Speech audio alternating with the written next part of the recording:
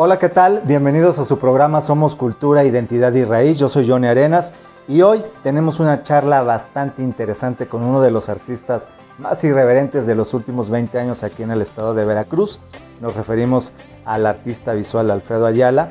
Él nos habla un poquito acerca de cómo fue su niñez, cómo se fue involucrando en la fotografía y nos platica el momento importante de su carrera que despega en los 90s y cómo se comercializaba en ese momento la obra y cómo se comercializa actualmente. Además, también nos platica acerca de sus compañeros que también ahora son destacados artistas y quiénes son los maestros que le dejaron huella y que lo impulsaron a ser el artista que ahora es. Así que vamos a ver qué nos dice Alfredo Ayala.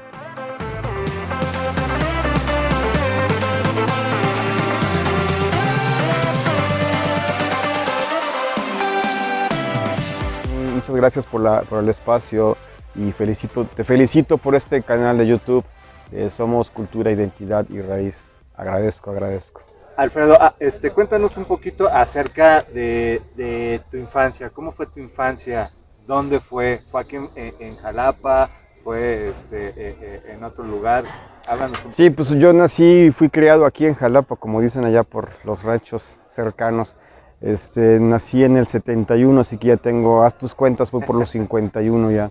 Sí, estudié aquí, me criaron aquí toda la vida, en los lugares más comunes del centro de Jalapa, las escuelas y demás, o sea, una vida bastante cotidiana.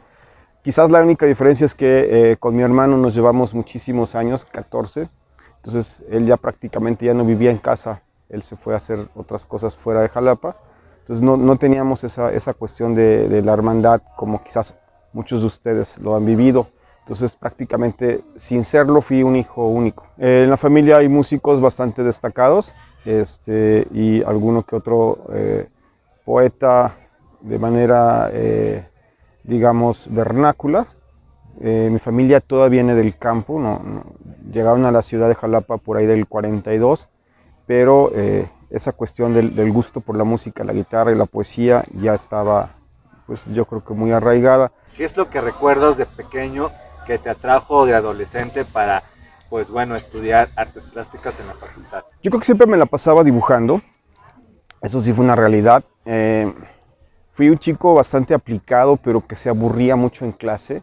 Creo que el ritmo en el que iban la docencia que se daba, para mí era demasiado lento. Entonces yo dibujaba mucho en los cuadernos y me regañaban mucho en la escuela por dibujar. O sea, era como una consigna, porque todos mis cuadernos los vas a encontrar con dibujos alrededor de los apuntes. Incluso en la prepa, pues era cuando más tiempo dibujaba y odiaba las clases que te dictaban. De aquella época, ¿te acuerdas que te dictaban algunos maestros su cátedra? Entonces yo tenía, más que apuntes, eran dibujos. El problema era cuando tenías que estudiar para el examen, pues ahí ni yo me entendía qué diablos estaba yo haciendo con mis dibujos en lugar de apuntes. Y ahí fue cuando yo tenía la idea de la ilusión de estudiar diseño gráfico. Te estoy hablando de los 80. Y bueno, pues era como una idea, pero después pensé que lo que yo en realidad quería estudiar era cine. Por azares del destino encontré un curso de verano y resulta que era con Oceransky. Y pues de alguna manera sí cambia mi perspectiva del arte y de muchas cosas el entrar con un personaje de esta magnitud. Y bueno, yo sabía que no quería ser actor, no quería dedicarme al arte dramático, pero pensando en mi cabeza, si yo estudio algo de teatro y estudio fotografía, pues si en algún momento llego a hacer cine, pues estos dos elementos sirven y se conjugan muy bien para poder dirigir una película. Bueno, continué un rato ahí con el maestro Oceransky, pero pues me di cuenta que no era lo que más me apasionaba. Me entusiasmé más por la fotografía al punto en que olvidé el cine. O sea, ya el cine lo veo nada más como algo que me da mucho placer y gozo mucho al verlo. ¿Qué nos puedes decir acerca de ellos, de tus maestros y de tus compañeros alumnos que ahora pues son reconocidos o pintores, fotógrafos igual? Mira, creo que lo has dicho muy bien. Tuve grandes maestros, podría enumerarte a 4 o 5 que me forjaron en toda la vida en la fotografía. algunos dentro de la universidad, otros fuera de la universidad, eso sí hay que verlo. Yo siempre estuve como complementando pues mi educación o mi formación, pero también debo de reconocer, y por eso insisto, lo has planteado muy bien, que en mucho tus propios compañeros fueron tus maestros.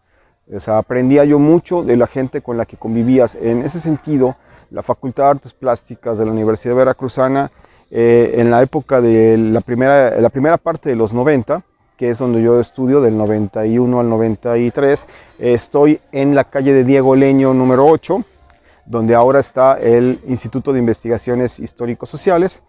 Era una casa muy bonita, antigua, pero prácticamente la comunidad estudiantil éramos muy pocos. Entonces era como una gran casa donde todos estábamos trabajando. Pues suena un poco cliché, pero las 24 horas, o sea, nos turnábamos para poder entrar a los laboratorios y por lo tanto nos turnábamos incluso hasta en las noches para poder trabajar. Después, en el 93, se muda la escuela a Belisario Domínguez, donde actualmente está con la unidad de artes. Y ahí, bueno, ahí creció un poco esta familia porque nos incluyeron con las escuelas de danza y de teatro. Entonces se hizo un poco más grande esta comunidad, pero también se diversificó y se perdió un poco esa cohesión que existía por el espacio pequeño. Bien lo decías de los maestros, hay que reconocer la influencia de Miguel Femat dentro de la Facultad de Artes Plásticas, y aunque solo me dio un pequeño curso de un semestre de Rami Sherhadi, que fue alguien muy interesante en mi formación como fotógrafo. Esos son como mis maestros formales que más añoro. Por fuera de la universidad yo tomaba cursos complementarios con el maestro Max Fun, este argentino que vino a hacer varios planteamientos, y entre otras cosas, pues padre de Sebastián Fun, un grabador bastante exitoso, muy joven, pero muy exitoso también. Y por supuesto, fuera de Jalapa, con Humberto Chávez, que fue quien ha sido mi mentor por muchos años en cuanto a la fotografía y su conceptualización de la misma, su análisis de la imagen, que son elementos que me han dado un vuelco distinto a la solo producción de la fotografía, que es lo que comúnmente te pueden enseñar en una escuela de artes. ¿Quiénes fueron tus grandes influencias dentro de la fotografía?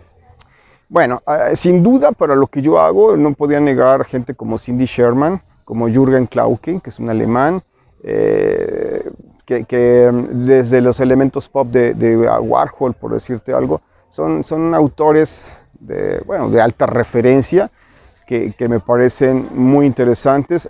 Incluso, por ejemplo, mi tesis de licenciatura plantea algunos de estos autores, y me enfoco en algunas participaciones de fotógrafos mexicanos como Gilberto Chen, como Marco Antonio Pacheco y Salvador Luterot. Son como tres fotógrafos que intervienen sobre el proceso del autorretrato, y yo lo analizo en la tesis un poco las propuestas de estos tres personajes. ¿Cómo fue el preparar tu primera exposición? ¿Y cómo había nervios le temías a las críticas? Porque finalmente ibas a estar expuesto, ¿no? Tu trabajo. Mira, mi primera exposición individual fue en Alba de la Canal, allá por 1995, y creo que tú me entrevistaste por ahí en algún momento. Lo que te quiero decir, yo todavía era estudiante, fue la primera individual en un lugar bastante prestigiado, la verdad es que gocé de ese privilegio.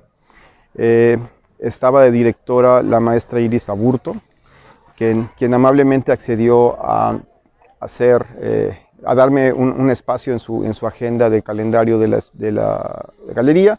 Yo no lo pensé, el trabajo fueron, si mal no recuerdo, como unas 40 piezas. Yo nunca lo pensé para armar una exposición, yo solamente estaba produciendo, ¿no? Un poco como estudiante no tienes todavía esa formación de generar un proyecto con miras a algo. Yo solamente lo estaba produciendo como tal. Eran unos autorretratos de formato muy pequeño en Polaroid, en unas transferencias de Polaroid. Después de Jalapa, donde mejor me ha ido es en Monterrey, donde también he tenido varias individuales. Creo que es donde más aceptación ha tenido mi trabajo. También coincidía con el boom de la música del finales de los 90. Estás hablando de gente como Plastilina Mosh y otros grupos más que ahorita no me vienen a la cabeza. Pero ellos eran mis mejores clientes porque eran en este boom tanto del éxito de ellos tanto como en lo artístico como en lo económico, pues eran chicos muy jóvenes también que de repente tenían sus casas nuevas, sus departamentos nuevos y querían arte contemporáneo para pues para vestir los muros de estas nuevas adquisiciones. Y un amigo muy cercano de ellos, él era el galerista, y él era el que me invitaba con mucha frecuencia a este cuate Arcaute de la ciudad de Monterrey. Tenía su galería en el barrio antiguo y ahí se hacían las exposiciones, y la verdad es que creo que es el momento de mi vida que más he vendido en muy corto tiempo la mayor cantidad de obra, porque él implementó como estrategia de marketing el pago por decirlo así, en mensualidades y con tarjetas de crédito y todas esas cuestiones, que en ese momento era innovador comprar arte contemporáneo con esas ventajas. Ahora creo que ya es muy común, pero para estos cuates que estaban inmersos en el mundo de la música, no solamente los meros creativos del escenario, sino también el staff, y todos esos compraban una cantidad de obra que a mí no me daba tiempo de producir. ¿Sí ha cambiado la manera en que se mueve ahora el arte? ¿Es más difícil? ¿Menos difícil? Es distinto, muy completamente distinto. No existían todas estas cuestiones digitales. Ahora creo que la mayoría de los chavos están vendiendo por Instagram, por decirlo de alguna manera, o por otras plataformas de sus redes sociales. Eso ha cambiado mucho porque te pueden comprar de Tokio, de Singapur, de Europa, de Sudáfrica. Es un boom en Sudáfrica ahorita muy importante. Y no se diga Colombia, por las razones que todos podemos estar pensando, compran muchísimo arte. ¿Por qué? Porque el arte tiene una cuestión de no estar tasado en las cuestiones de impuestos. Entonces, tú puedes comprar y de alguna manera pues arreglarte con el artista en muchos sentidos, y creo que es lo que está pasando con los jóvenes. Yo ya, pues, afortunadamente ya no estoy en esa etapa tan fuerte de producción, pero pues deben de cuidarse porque pueden implicarse en cuestiones poco legales. En los 90 había un gran movimiento cultural en la ciudad de Jalapa, donde las galerías se llenaban, los artistas terminaban en reuniones, en casas haciendo tertulias. ¿Qué ha pasado con todo eso? Yo creo que sigue dándose. Después, bueno, sobre todo ahora en la etapa posterior a la pandemia, se está retomando fuertemente estas cuestiones de las actividades presenciales. Creo que todos hemos quedado un poco hostigados de las cuestiones a través de la pantalla, sobre todo de la convivencia social. En las últimas exposiciones que yo he estado colaborando en la organización han sido un éxito, se llenan, todo el mundo quiere reencontrarse con sus intereses. De ese boom que tú hablas, yo creo que no se ha perdido, simplemente se ha transformado. Creo que los chavos siguen haciéndolo. Tal vez a la gente de tu edad y de la mía, que son muy cercanas, pues ya no nos interesa tanto el reventón, como digamos en aquella época. Y pues sí, en los 80s y los 90s, pues lo común sería que después de una exposición era una gran bacanal en la casa del artista o en algún lugar de estos como para la celebración. Ahora pues lo que hacemos los de acá es que vamos a un restaurante a pedir un corte y una copa de vino y 2, 3 y dices ya, porque está el alcoholímetro. ¿Cómo ves el movimiento actual de la cultura en Jalapa? Sí la hay, está muerto, y quienes están al frente tienen esa capacidad, no la tienen, porque hay mucha gente recomendada, ¿no? Finalmente. Te quiero decir algo, hay una fantasía o falacia, por decirlo de alguna manera, en la que antes había más cultura en Jalapa. Yo creo que no, creo que la oferta cultural y las actividades son por mucho más amplias y diversas que hace 20 o 30 años, o quizás más años. ¿Qué es lo que pasa ahora? Que la explosión demográfica de Jalapa ha hecho que se diluya. Pareciera que en proporción hay menos, pero no, yo creo que ha sido exponencialmente mayor. Lo que pasa es que la población ha crecido de una manera desorbitada en Jalapa. Digo, ya hay colonias que yo no sé ni dónde quedan, ni cómo se llaman, ni cómo se llega a ellas. O sea, y antes pues todo la Jalapa, pues, tú lo sabes bien, era caminable, y llegabas en 10 minutos a cualquier lado si tenías carro. Ahora tienes que pensar en trayectos de 40 o 50 minutos para llegar a un lugar porque seguramente te va a tocar tráfico. ¿A dónde se va el presupuesto de cultura? Y creo que un poco la respuesta se va a la nómina. Mucho de la cultura se ha burocratizado. Ya no está justamente en traer estas firmas, estos personajes de renombre. ¿Por qué? Porque implica pagar seguros, porque implica una serie de condiciones para que te la puedan prestar. Y la verdad, honestamente, a nivel estatal tienen 8 pesos para hacer cultura.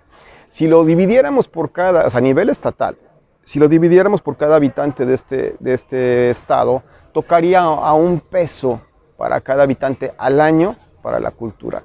Dime si con eso puedes hacer algo. El dinero activo, estoy sacando el dinero de la nómina, porque el 90% de la nómina se va en nómina, perdón, el dinero del presupuesto se va en nómina.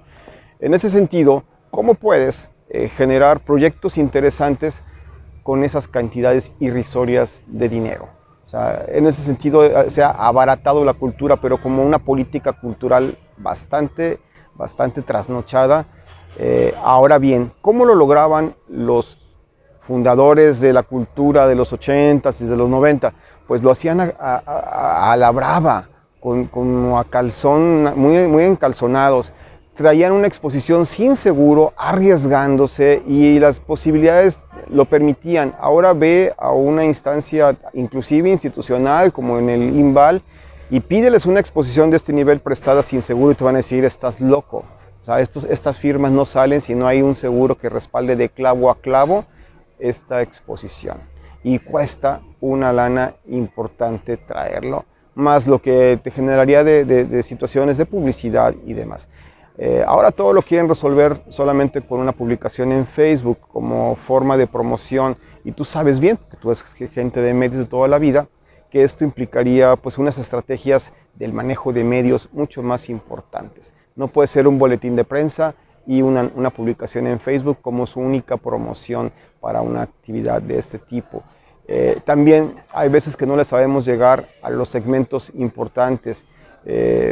Piensan que traer a un grupo de música hacia lo clásico es lo más interesante y no atiende las necesidades de los jóvenes que quieren otro tipo de manifestaciones y de expresiones.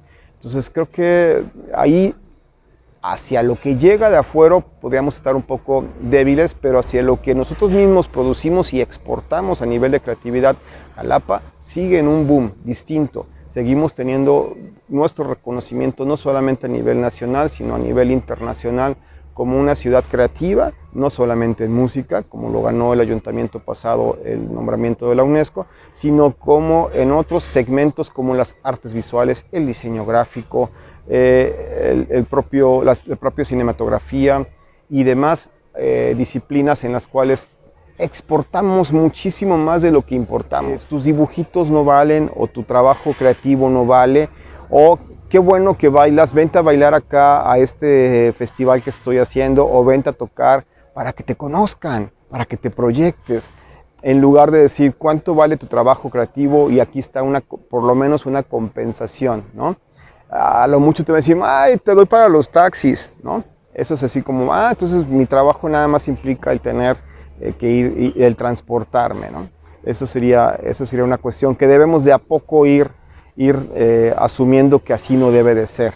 Otro daño que hacemos también de manera inconsciente en Jalapa, lo diría el maestro Margasca, es porque seguimos en la época de los fenicios. Es decir, pensamos en el trueque como la única manera de consumir arte, porque entonces entre los mismos productores estamos intercambiando objetos de creativos. Es decir, tú haces, por decirte algo, tú tienes también una beta gastronómica, yo te voy a decir: te pago con fotografías. Algo está mal, algo está mal. En algunos países también ya han estado estableciendo poblaciones, sobre todo hay un experimento muy importante en Argentina de una criptomoneda para productos artísticos. Se llama Venus la criptomoneda. Es interesante el fenómeno. En ese sentido, pues ahí por lo menos no es te cambio mi dibujo por tu trabajo, sino es por elementos que podrían estarse comercializando. Entonces no está mal, no está tan mal estos elementos. Oye, Alfredo, ¿qué es lo que te lleva a la docencia? Uy, el título, la verdad. Fui el tercer titulado a nivel nacional en fotografía. En ese momento el proyecto salinista estaba a punto de terminar del sexenio y se llevó y la planeación y muchos recursos, la construcción del Centro Nacional de las Artes en la Ciudad de México, ahí en parte de lo que fueron los estudios Churubusco. Entonces, dentro del proyecto se llevaron a las 4, es un proyecto del Consejo Nacional para la Cultura y las Artes, ahora Secretaría de Cultura, en donde jalaron a las escuelas de Bellas Artes, las escuelas, digamos, tradicionales de arte, como la de danza, teatro, música, cine y artes plásticas. Entonces, bueno, entre lo primero que vieron es que seguían como con un planteamiento bastante pues arcaico de los planes de estudio y demás, y el Centro Nacional decide establecer, por lo menos en el área de los visuales, 3 talleres que vinieran a complementar la visión tradicional de la pintura, la escultura y las artes, la escultura, la pintura y el grabado en la Esmeralda en específico. Entonces se creó el taller de multimedia, el taller de video y el de fotografía, y estuvieron, si mal no recuerdo,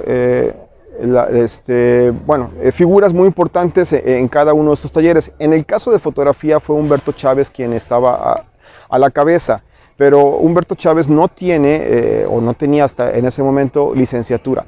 Entonces, pues ya me conocía a mí, ya sabía de mis capacidades y me llama para ser como colaborador por tener título y cédula, por todas esas cuestiones de la docencia. Creo que es la única vez que te piden como artista título y cédula es cuando te vas a dedicar a la academia. Y bueno, tuvimos una bonanza en el Centro Nacional de las Artes. Para mí fue como una segunda carrera, porque pues tuvimos que planear los estudios, los laboratorios, el equipamiento, los planes de estudio. Entonces fue como muy intenso esa preparación para llegar a dar clases ahí. Yo tenía escasos 24 años y bueno, pues ahí fue como muy, muy interesante para mí poderme salir de ser alumno y pasar a ser docente. Tengo ya casi 30 años de estar en la docencia. Entonces, bueno, ¿qué es lo que me llevó? Pues me llevó el tener los documentos en orden. Y yo creo que la pasión, me encanta sobre todo apoyar a los chavos en la conducción de sus proyectos. Es lo que más me entusiasma, en poderlos llevar a buen término. Desde esa época para acá, pues he tenido el privilegio de que alumnos míos por lo menos 2, 3 han ganado el Arte Joven, que es uno de los certámenes todavía más importantes a nivel nacional para la gente que está emergiendo en el arte. Esto es una carrera como el maratón, es de resistencia, no te lo voy a negar. Ha habido momentos en los que flaqueas, en los que quieres ya botar la toalla y dedicarte a otra cosa, sobre todo por aspectos económicos, ¿no? En donde no es fácil estar colocado, no es fácil mantenerse en los ritmos que te contaba yo hace unos minutos. Entonces a veces quisieras decir como ya me voy a dedicar a otra cosa. He hecho otro tipo de actividades y ha habido momentos en que me he tomado pausas inclusive un poco largas en cuanto a la producción artística, pero yo creo que sí es lo mío, es mi zona real de interés y de trabajo. Estoy muy contento en la actualidad con lo que estoy haciendo y sobre todo porque estamos proyectando planes de estudios para posgrados. Eso es lo que más me está interesando en este momento y se están gestando por ahí cosas muy interesantes que quizás pronto estemos en capacidad de hacerlos públicos, pero que creo que nos hemos reunido gente con bastante capacidad al respecto y creo que van a dar mucho de qué hablar a nivel internacional, no solamente en lo local o en lo nacional. Si de algo me puedo jactar es de ser auténtico, ¿no? De ser pues como soy, le guste o no le guste a la gente. Nunca le quiero caer bien a nadie, o sea, no es mi intención. No sonrío si no me nace, la hipocresía no se me da. Entonces, pues, también soy muy distraído en ese sentido. Luego la gente piensa que estoy enojado, o tengo la jeta así como de enojado, pero no, así nací, con cara así. Pero bueno, creo que, insisto, ser el auténtico y nada más, pues es algo que yo creo que la poca gente que yo creo que me aprecia, pues lo valora, porque así soy. Y creo que también soy bastante dadivoso con mis pensamientos, con mis consejos, y no ando lucrando con ellos, y creo que eso también, pues, la gente lo agradece. Yo creo que estas gentes que te comentaba que han llegado a estos premios, quizás no van a olvidar que estuve ahí muy cercano a ellos para que lo lograran, ¿no? Es que yo compito contra mí mismo, no compito contra nadie, y ese es el problema de la gente cuando empieza a compararse y a competir con los demás. He sido de alguna manera, pues, ¿cómo plantear la palabra? Objeto de comparativos que otras personas hacen conmigo, y aún así te puedo decir que es incómodo porque me lo han dicho, me lo han hecho saber, me lo han manifestado, e incluso han tratado de bloquearme en muchos sentidos. Algunas veces han logrado algunos bloqueos, y pues ahora sí que cada quien con su karma y con su pan se lo coma, pero yo no le ando haciendo mal a nadie, no es mi intención, yo no ando bloqueando a nadie. Yo creo que me sobra con lo que puedo generar por mi cuenta, como para andar viendo qué está haciendo el otro. Tú eres tú y haces tu trabajo, y tu trabajo es el que habla por ti. Sí, exactamente. Yo creo que en ese sentido lo importante es estar en activo, mantenerse en la producción y en las demás actividades que conforman la producción artística. Y te digo una cosa, nunca te acabas de formar, siempre hay que estar vigentes. Yo ahora soy como amplio consumidor de series y de cosas por el estilo. Me encantan también algunos videojuegos de RPG y demás. Entonces creo que me mantengo vigente por esas cuestiones. Por ejemplo, me dicen, ¿dónde te informas? Pues yo me informo mucho por Twitter. Quizás no estoy en activo todo el tiempo publicando, pero yo en menos de 10 minutos yo ya leí todo lo que tengo que leer para saber qué está pasando en este momento. Sigo a las personas y a los medios muy específicos que me interesan. Entonces para mí es muy rápido agarrar Twitter y ver la información esta que dice que es para mí, y rápidamente ya me di cuenta de qué debo de estar al día. Entonces, bueno, no sé si la gente de mi edad sea común que se mantenga así. No sé, yo no abro tanto los portales para lo demás. Te digo, en la mañana lo primero que abro es esta red social, y ahí me estoy informando de lo que considero. Estoy preparando una individual que ya hace falta que presente estoy ajustando las fechas. Obviamente va a ser de autorretratos, y estoy con una cuestión ahí, un concepto que me anda rondando en la cabeza, que se llama analepsis. La analepsis es como un flashback, como este recuerdo recurrente, pero después de un evento postraumático. Entonces creo que por ahí estoy buscando la conceptualización de la serie que sigue. Ya hay algunos avances, estamos preparando una edición de una publicación que conmemora los 45 años del instituto, y ya están las piezas ahí listas para su formación de diseño editorial. Y esta serie va a estar como proyectada para quizás en unos meses más, o quizás el próximo año, estar armando una individual en la que pues estarán todos cordialmente invitados. Pretendo también que sea no solamente de pura fotografía, quiero que tenga elementos interactivos y demás para poderle dar pues estas aproximaciones a los lenguajes más contemporáneos, que siempre ha sido como mi estrategia, y ha sido elementos que a mí me caracterizan. No soy nada más de una fotografía ahí bidimensional en una pared colgada. Oye, por último, ¿te gusta provocar con tu arte? Si no me gustara provocar, pues estaría yo haciendo lo que... Mira, el arte tiene que ser a fuerza una provocación. El arte tiene que salirse de los ejes estructurales del pensamiento común y tradicional. Tienes que ser distinto, diferente, para que...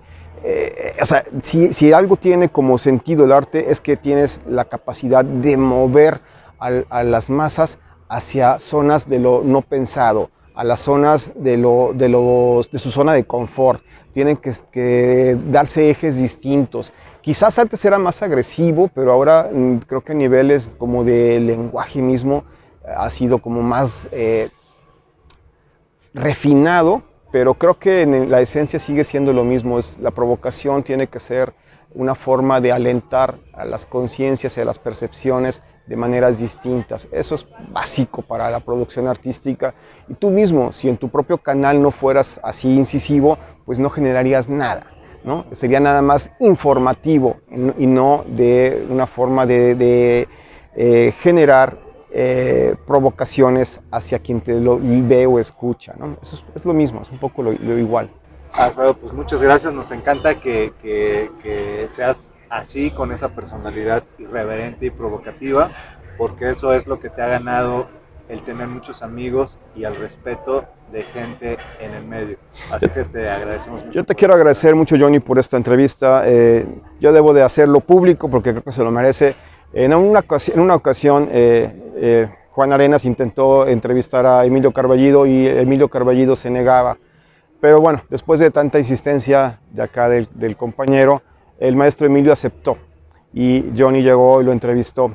Y la respuesta de Emilio fue la siguiente: jamás me habían entrevistado tan bien como lo ha hecho Johnny Arenas. Entonces, te felicito por este canal, tienes mucho que aportar, esto es lo tuyo y creo que pues a darle, porque tienes mucho por hacer todavía en estas cuestiones de los medios. Johnny, felicidades por este canal.